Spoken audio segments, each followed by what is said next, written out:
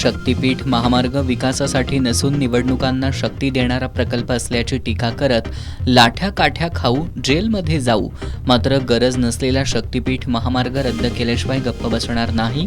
आमदार सतेज पाटील यांचा शक्तीपीठ महामार्ग बाधित शेतकऱ्यांच्या मेळाव्यात इशारा.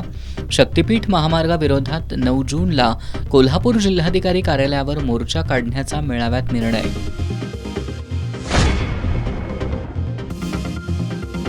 तावडे हॉटेल परिसरातील अनधिकृत बांधकामांवर कारवाई करण्याचा मार्ग मोकळा. सर्वोच्च न्यायालयाच्या निर्देशानुसार सुरू असलेल्या कारवाईला स्थगिती द्यायला मुंबई उच्च न्यायालयाच्या कोल्हापूर सर्किट बेंचचा नकार.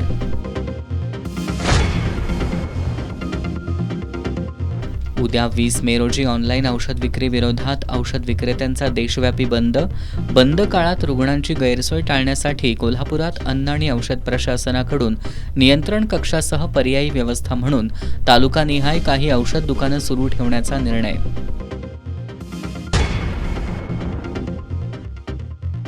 महाराणी ताराराणी समाधी संवर्धन समितीच्या पाठपुराव्याला यश. राज्य सरकारकडून समाधी संवर्धन आणि विकासासाठी 133 कोटींची तरतूद. समितीच्या वतीनं खासदार शाहू महाराज छत्रपतींच्या उपस्थितीत साखर पेढे वाटून निर्णयाचं स्वागत.